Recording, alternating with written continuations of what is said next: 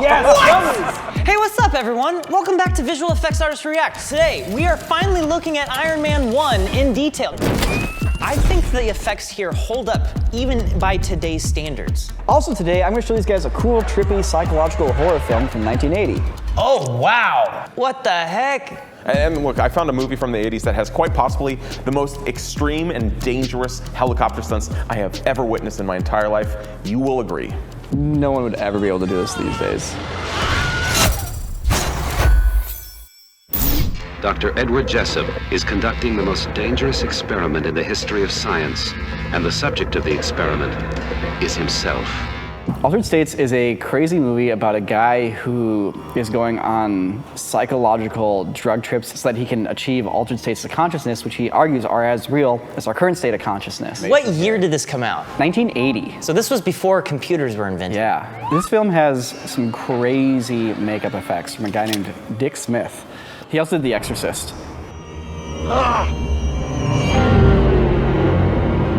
Oh, wow. Yeah. What the heck?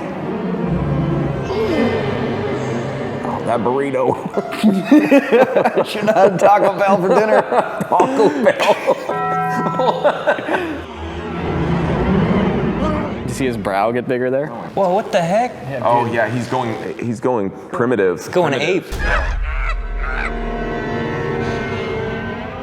Ancestral DNA. Man, what the heck? Okay, are those just like little air bladders? Wow. It's got to be air bladders underneath that, but like that's incredible how they're blending it into his skin. Frequently in the 80s, when you do that effect, you have a foreground dummy arm that's not connected to your actor at all, and then you are running your prosthetics around that. But that was really cool because it's seamless. Yeah. The usage of the air bladders is clever. It's not particularly technically complicated, but what is technically complicated is then putting the latex skin over that and perfectly matching the skin tone and the hair and the wrinkles and the texture of the actor. But in the other shot too, like he wakes up and he goes like this, like you're getting all this great dynamic motion of the actor doing their thing. You can kind of tell his arm is a little bit bigger than his other arm, just like his forearm there.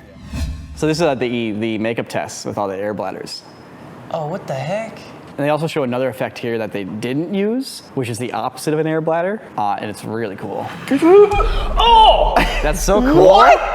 That's so cool. Like, imagine doing that in a movie today. Like, how much impact That's not that his would real have. arm then. His arm is like framed out of the shot, and that's just Yeah. that's an entire rig there that gets sucked in. That's very effective. Wow. There's a couple more practical effects here that were pretty hard to pull off in the time before digital compositing. That's him. That's his chest right there as Wait. it becomes lit up. Wait, what? So if you look closely, there is a prosthetic human inside of it there. The tank itself is basically made out of ND filter. Oh, so like window tinting. Yeah, window tinting, like you'd have in a tinted car window. And they turn lights on the inside, and suddenly you realize they can actually see through it. So they filled that dummy with photo floods, which is another kind of light. And they could turn them all on for 60 seconds before they would light things on fire. So they turn it on, and then turn it all off, and they have to wait about 3 to 4 minutes for everything to cool down. It's like, let's get another shot, turn them all on again. Lighting like this is a really big deal back in the day, because to get bright lights requires a lot of electricity and a lot of heat. Now it's all LEDs, and you can just program them and turn them on and off. But back then, lights were massive and really hot. Here's another incredible use of them in this sequence. Wait, wow. Yo!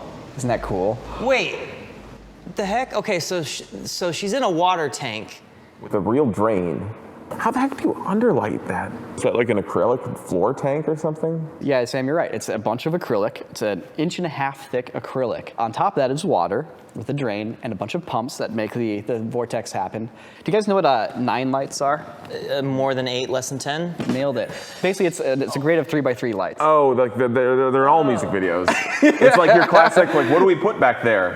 9 lights. Those lights, they're super bright. They had 12 of them underneath that floor. Yeah. Wow. 12 of those lights. That's a lot Every of single lights. light bulb turned on. They could run it for like a minute, and they had to turn them all off and let it cool off, and that's how they had to do this sequence.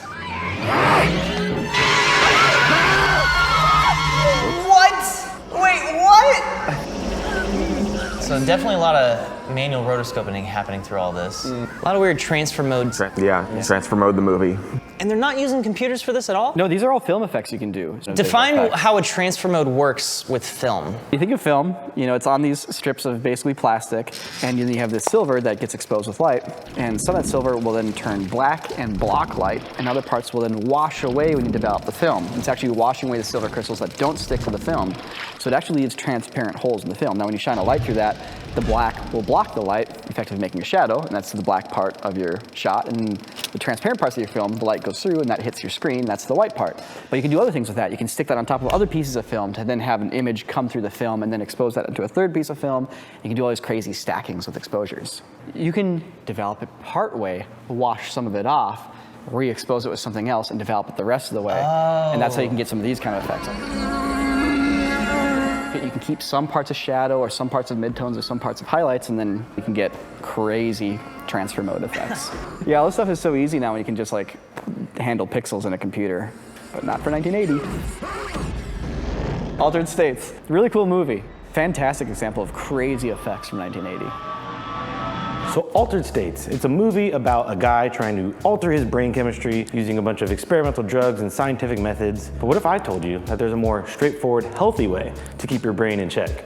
And that's through therapy, which is why I'm here to present today's sponsor, BetterHelp. I think there's a lot of generational stigma around therapy.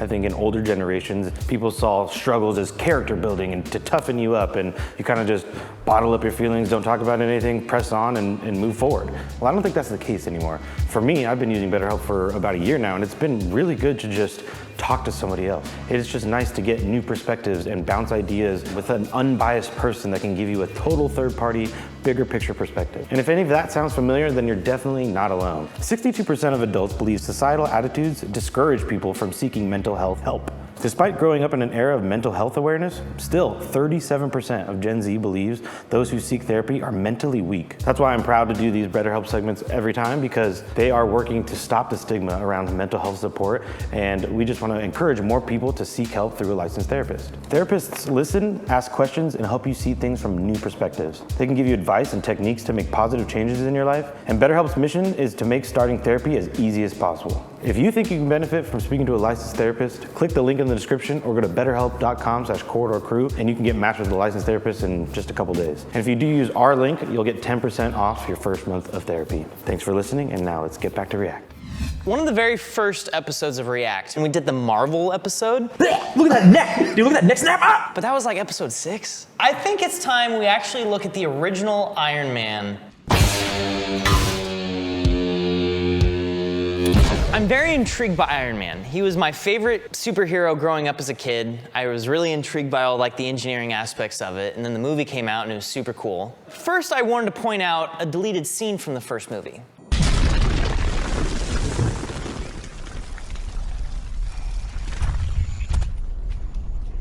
These must be like temp effects for this scene. Oh, is it that deleted? It's so deleted that this wasn't meant to be released?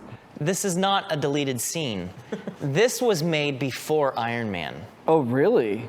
This is a visual effects test from ILM. Oh, wow. This was basically them exploring for the first time how to do Iron Man. And all the things we've come to know about the look of Iron Man, including metal, like metallic rendering. They didn't know how to make metal look like metal yet, especially when it's tinted red. Getting the right type of shader was very challenging. I can't tell what kind of shader we're even looking at here. It does kind of look like candy apple, like gloss at times. Yeah, and that's basically what it is. It's just like a glossy material rather than a metallic material. It's actually reflecting light differently than a metal shader would. But this was enough to kind of give everyone confidence that they could make an Iron Man movie. What I wanted to look at first was basically him suiting up in the Mark II. And what we're looking at here is a pretty cool suit-up sequence, a bunch of mechanical things coming together. Jarvis, you there? Of course, the iconic sort of HUD inside the suit. Man, the HUD inside the suit is such a good idea. Right? Like, they committed to that for every film afterwards. Not even just for Iron Man, but anytime you have like any sort of like HUD character. It kind of doesn't make sense if you think about it too hard. It's like, you clearly see all this depth and space around his head. It's like Iron Man's helmet would have to be like this big for it to actually look like that. Yeah. But it gets the point across that he's seeing all these different things. I wonder how they film Robert Downey Jr. because like they have light on his face, but it falls off into blackness by the edge of his cheeks, which is kind of physically impossible to do. Yeah, I mean, honestly, I think if you're face tracking, you're going to have a rough 3D track there. So why not just even have a 3D matte? I think that's what they're doing. And I think that, yeah, exactly. You're using a 3D matte to basically artificially cut off the light on the face to isolate him. They also have to relight his face with the HUD elements too, which requires them to put a 3D model down there, or just really commit to the timing of everything. And I'd bet they just did a 3D model so they could figure out the animation after the fact and relight it. The Stan Winston company actually built all of these props. They had the Mark I suit built for real. They even had the silver suit built for real. But for this sequence here, they needed a lot more articulation for it. Like every single piece there is like moving to some degree. So the suit wasn't even used for any of those shots there. It was all CG, and they just had a perfect replica. And apparently Jon Favreau and the rest of the team, when they were reviewing the shot, they didn't know which one was the real one or the practical one. I think the effects here hold up even by today's standards. Yeah, that looks pretty real. Now this is the sequence later when he suits up in the Mark III for the first time. God, there's so much detail. This is so satisfying. There's something about mechanical pieces that are super complex, all fitting together seamlessly. This is around the same time as Transformers, so ILM's getting good at basically just making a bunch of pieces, wingdings. And then the shot here where he like sinks down and then the helmet clasps around his head. So it's like obviously a real head here, full CG body, and then the helmet comes in around him and having to add in all the digital shading. Is that the first time a whole actor's head has been cut off their body and then replaced? Because that's like the quintessential VFX shot from a superhero movie now. Well, for much of the movie, Robert Downey Jr. was actually in a full Iron Man costume, armor and all of that. But towards the end of the movie, they actually realized they could do a different approach.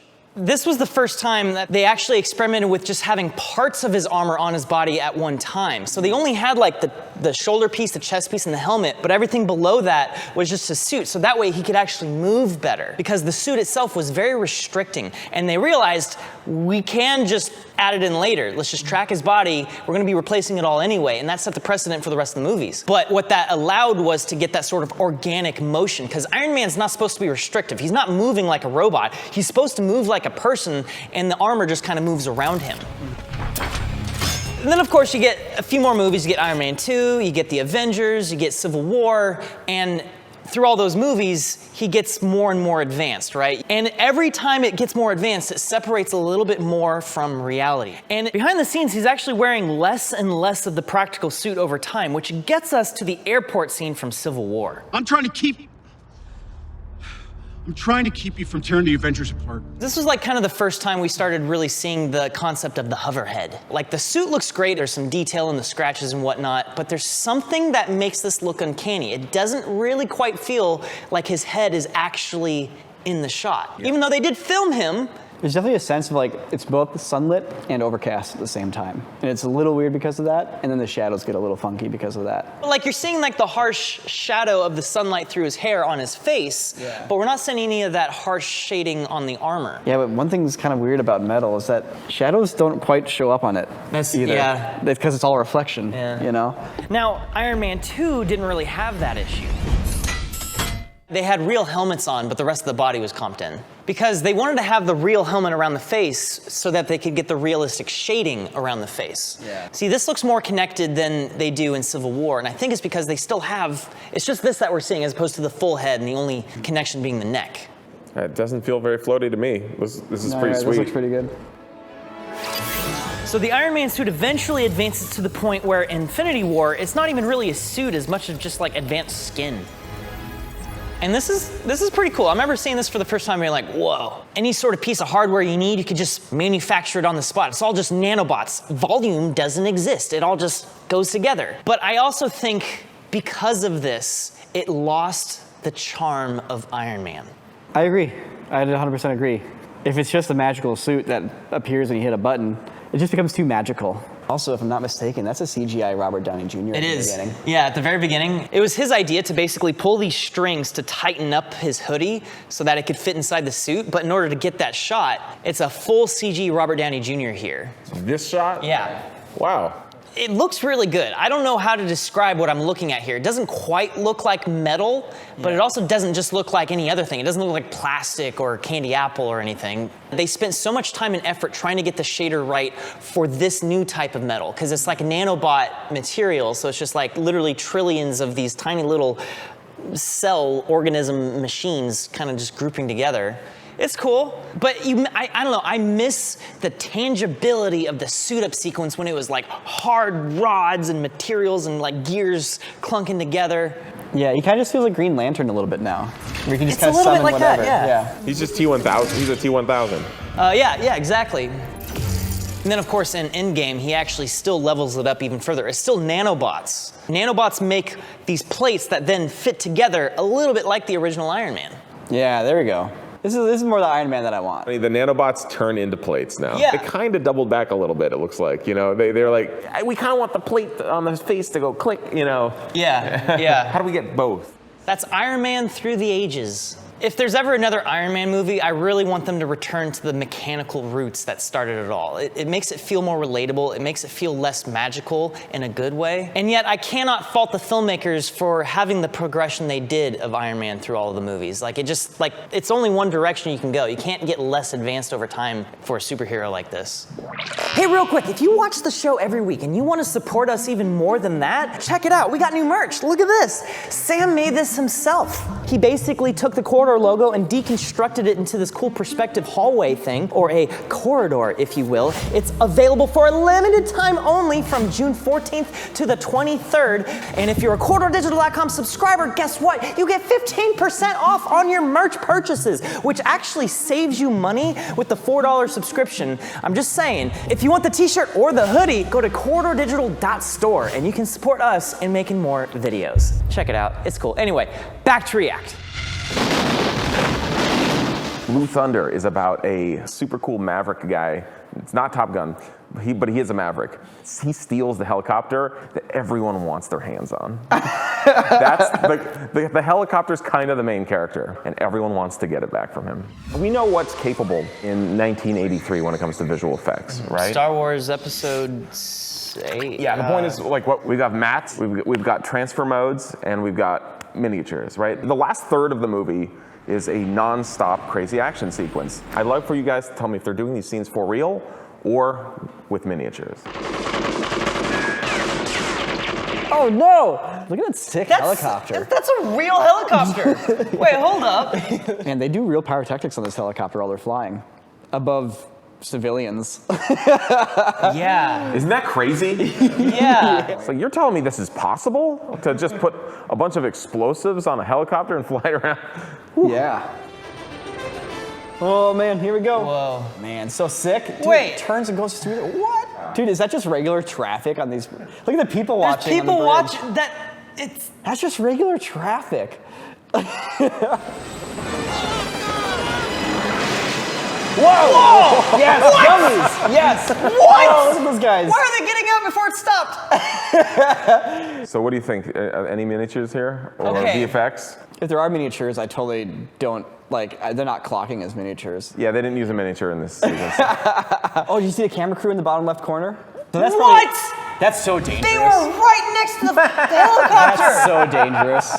It's so Dude, look at that! Yeah. That helicopter is like this, coming right at them. But then the crash. So that's just a prop helicopter on wires, I'm sure.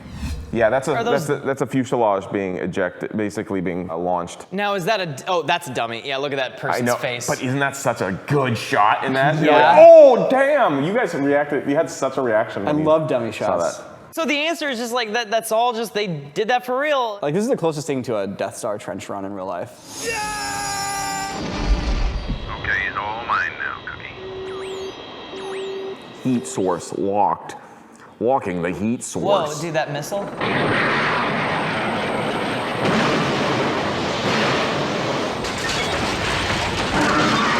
Whoa! Wait! What? Hold up, those freaking civilians on the ground No, hold just up. got The iced. shock, whatever. Obviously, thermal guided missiles don't just like run into lens flares, which is the purpose of that moment. They're like, if I use the lens flare perfectly. Okay, anyway. Imagine you shooting a missile, just goes right towards the sun. You're like, dang it! Boom! It's like, oh shit! Okay, but these shots on the ground. That lady. That lady just breaks her damn neck. Look at that neck. Look at that neck. They managed to make that debris falling look like it has so much weight. Yeah. It makes me wonder how much weight it actually did have and how much danger those people were in. Because that's probably just like foam and stuff, right? It's not actual like metal that they're dropping. Yeah, most likely. I guess so, but like at a certain point, it doesn't matter if it's foam because if it's big enough, it's gonna really clobber you. So those are like miniature buildings that are being blown up. It's obviously a shot where they're using miniatures finally here. They're humongous though. They're like 70 feet tall or something. That helicopter's actually in the shot. And the scale of the buildings they're using is based on the remote control version of the helicopter that they have there. So they're flying an RC chopper and then they said, okay, what's the perfect size for our RC chopper? Let's scale the buildings to what we can build for that. Was that a miniature shot? Like looking through the... Yeah, are they flying past an actual under construction building? It looks like they are. That's really cool. They are. Wow. Dude. That's so cool. No one would ever be able to do this these days. Wow. What? Wow. Yeah. It's like other people watching on the roof and then, they run to the other side. They all run to chase it. They must have closed the streets and those must be stunt cars. Oh my God. Sick. Wow. What? Under the rotor watch, the other helicopter? That's crazy. That actually legitimately is crazy. This shot's crazy. Yes! Sick. Yes! Crazy, Sick. right? He's blind. He's flying that helicopter blind right there. Yes, that's exactly what I thought when I saw that too. I'm like, oh my God. Yeah, he can't see. Look at That's that. risky. He's blind there. You literally see him full cover there. There's you can't see through that smoke that's getting kicked up. Yeah, and there's a camera in front. Yet he flies through it and goes under a bridge. That is so sketchy. We need Fred North to come back to look at this. Fun fact, basically every single shot of them in the helicopter is real. They do occasionally have a couple of those faked shots where they're basically up high on a roof on like in a fuselage and they're filming some close-ups. Yeah. But generally speaking, if you can see the background flying past them, it's real. There's a few rear projection shots, but like all this stuff here is basically, they're in the seat and there's a co-pilot basically flying with them. And yeah, and then they all land and then they all like vomit because of how crazy it was. Jeez. Amazing. Yeah. If I'm not mistaken, real helicopters have some mechanical problems usually if they try to do flips. Yeah, you have to be they can. There's like I think the Red Bull chopper, they did like a stunt like that. So you can tell that this is an RC chopper because it's got those little stabilizer things between the propellers. You see those on RC choppers. Oh, yeah, The interesting. extra weight. Don't you hate when you see all these helicopter bullets coming at you and you go like, oh, whoa. You know, like all the, like it's like whatever, how many, like, you know, a couple thousand RPM kind of, you know, hail and gunfire. You're like, whoa. That last shot of the helicopter flip is like the only like substantial shot in this whole movie where they're using RC choppers. So yeah, look, these are just some of the clips I put together, but to be totally honest, like there's maybe like 3 times as many awesome shots in this end sequence that I didn't even include because it's either we watch these clips or we just watch like a half hour of the movie. There's only so much we can put into the YouTube video here. We go into way more detail in the extended version of this episode on quarterdigital.com. Quarterdigital.com. So long, everybody. Thanks for watching our show.